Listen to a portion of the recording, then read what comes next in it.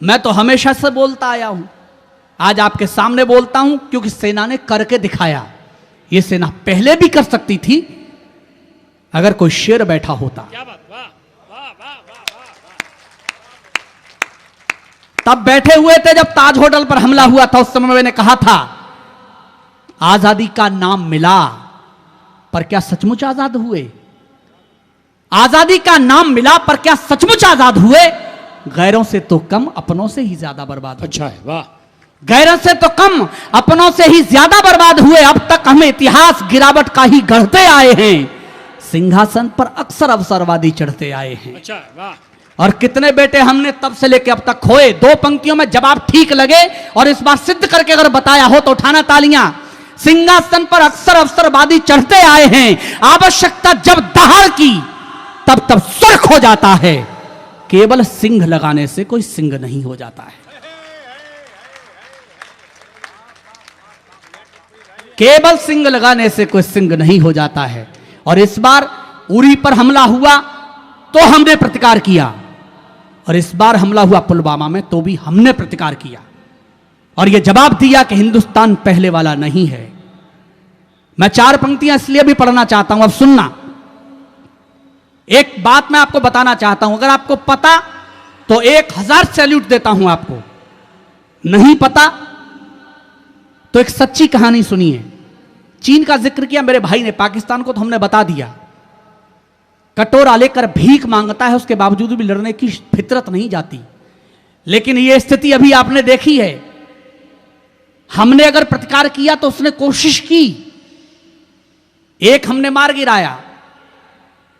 पाकिस्तान का चरित्र समझ लेना। हमारे मथुरा के एक शायर हैं डॉक्टर रामनिवास शर्मा अधीर, उन्होंने लिखा पाकिस्तान के बारे में कि मिलाकर दिल दिलों के बीच खाई डाल देते हो।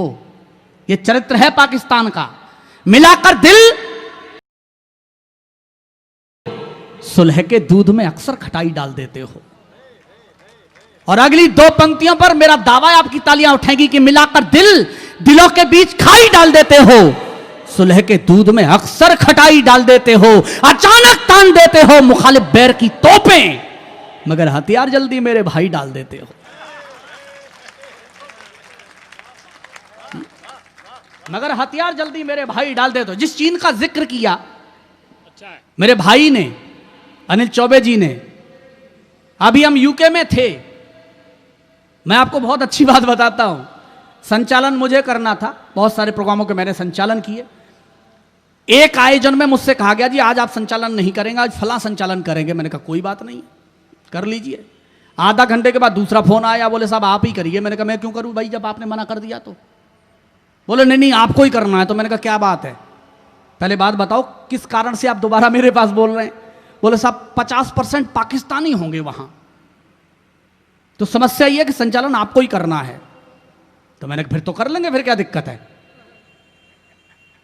नहीं अनिल भाई गवाह हैं इस चीज के।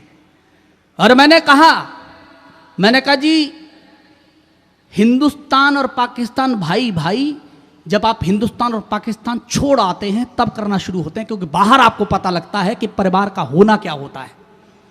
और मैंने कहा हम में आप में कोई अंतर भी नहीं है। 70 सालों में न तुम बदल पाए और ना हम बदल पाए, आज भी आपकी हरकतें वही हैं। तो मैं जो पंक्ति पढ़ रहा हूं वो सुनना। चीनी, हमें आज तक ये पढ़ाया गया, सरस भाई साहब मैं आप सबको समर्पित कर रहा हूं ये बात, हमें आज तक ये पढ़ाया गया कि हम 1962 के युद्ध में हारे। लेकिन एक सच्ची कहानी जो मैं आपको बता रहा हूं, उसी 1962 के युद्ध के दौरान चीनी बॉर्डर पर चुशूल में एक चौकी है रेजांगला, आप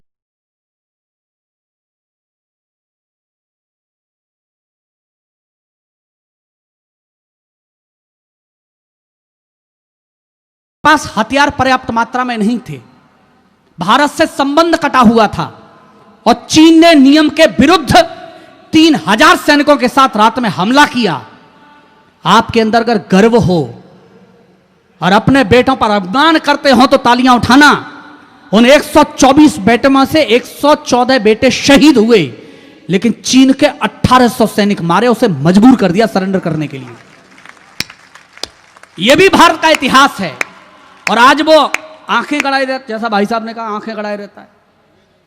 लेकिन मैं हिंदुस्तान की तरफ से अब जवाब देता हूं। चीन को, कोशिश तो आपको भी, सबको यह एहसास था कि चीन शायद बीच में कुछ कर सकता है जब पाकिस्तान पर हमने प्रतिकार किया तो। लेकिन अब आपको मैं बताता हूं कि मैं यहां से चीन को क्या जवाब देता हूं, सुनना। कि घुड़ की दिखाए किस बात का घमंड तुझे।